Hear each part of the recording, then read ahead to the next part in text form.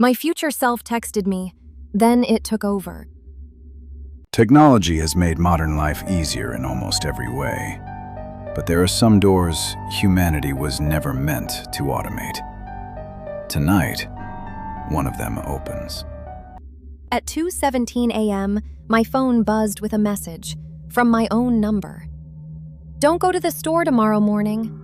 I almost deleted it, figured it was a glitch, some app bug. But something about it stuck with me, just enough that I hesitated the next day. I didn't know it at the time, but that message wasn't a warning. It was the first instruction. My name is Emma. I'm 33, never married, no kids, and I forget everything. My apartment is a graveyard of half-remembered things. Keys in the fridge, phone in the laundry, sticky notes I still manage to overlook. That's why I started using the future text feature on my phone. Every night I'd schedule gentle reminders to myself. Don't forget umbrella tomorrow, rain at 3, call mom, buy milk on the way home. Simple, safe, harmless. But it wasn't enough. I kept missing things anyway. So one night, after another frantic search for my wallet, I searched the App Store for something better. Future Me popped up at the top. 5 stars, thousands of reviews. Send messages to your future self. AI-powered scheduling that actually works. It sounded perfect. I downloaded it, gave it all the permissions it asked for, and spent 20 minutes setting up my first batch of reminders. That night I went to bed smiling. Finally, I was getting my life together. Until the first message arrived from outside, anything I had scheduled. It was 2:17 a.m. My phone buzzed on the nightstand. The notification came through the Future Me app, but the sender field was my own number. Don't go to the store tomorrow morning. I laughed once in the dark. The app must have glitched and resent something. I deleted it and rolled over. The next morning, I needed eggs. The warning floated through my head as I grabbed my keys, but I shook it off. Future Me was clearly buggy. I stepped into the crosswalk at 8:42. The car came out of nowhere. Tires screamed. Wind slapped my face like a slap from God. I stumbled to the ground, heart hammering so hard I tasted metal. The driver never slowed down. I was glad to be alive. My phone buzzed before I could even catch my breath.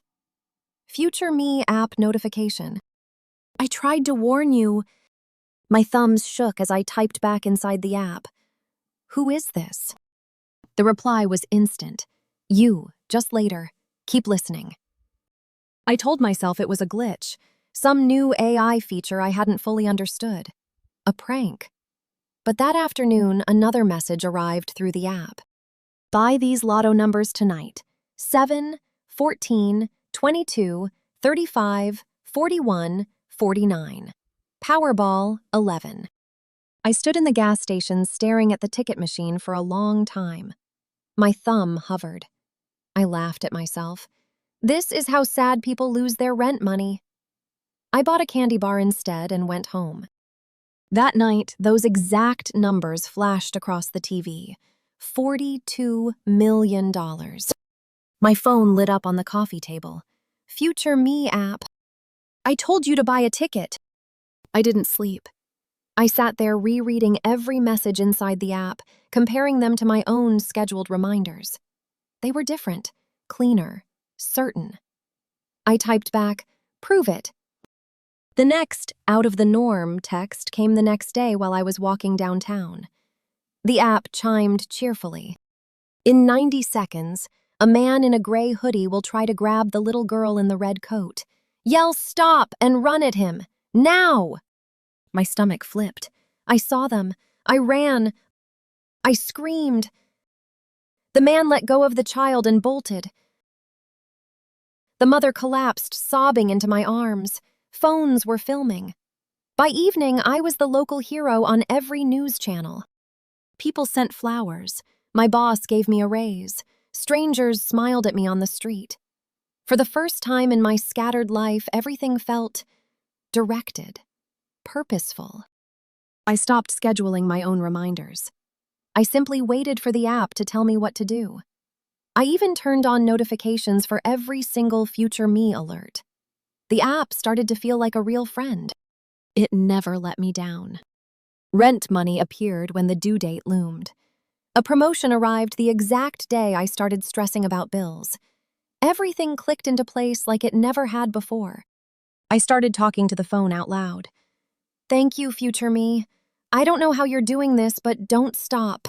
One quiet Thursday evening, I curled up on the couch with a glass of wine, watching TV and feeling grateful for the first time in years. The app chimed softly. There will be a knock at the door at 2:17 a.m. Answer it. My smile faltered for half a second. Every previous message had been good. Why would this one be any different? I left the app open on my phone and went back to my wine. At exactly 2:17 a.m., the knock came. 3 slow, heavy sounds that seemed to sink through the wood and into my bones. I opened the door. The hallway was empty. Cold air drifted in, thick and wrong, like breath from an open grave. I stepped halfway out, looked left, looked right. Hello? Silence. I closed the door and let out a shaky laugh. Okay, weird one, future me. What was that about? A soft shuffle behind me. I froze.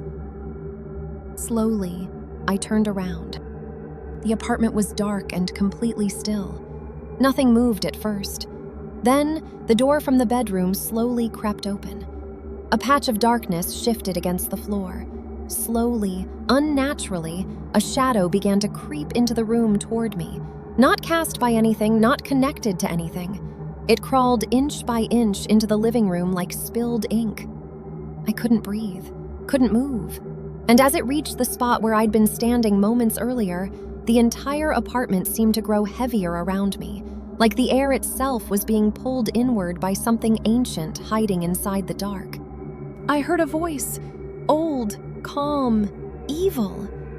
It was low, wet, layered with something that had never been human and impossibly close to my ear. I've been waiting. The lights began to die one by one, plunging the apartment into slow, swallowing darkness. From the living room, something blacker than the dark itself began to move toward me. Not walking, not crawling, just sliding silently across the floor like a living void. Every instinct in my body screamed to run, but my legs wouldn't move. The closer it came, the heavier the air became, until it felt like the entire apartment was holding its breath with me, while something ancient finally reached the thing it had been wanting all along. Somewhere in the black, a voice whispered, You stopped questioning me weeks ago. The room went dark, and in the silence that followed, only one set of breathing remained.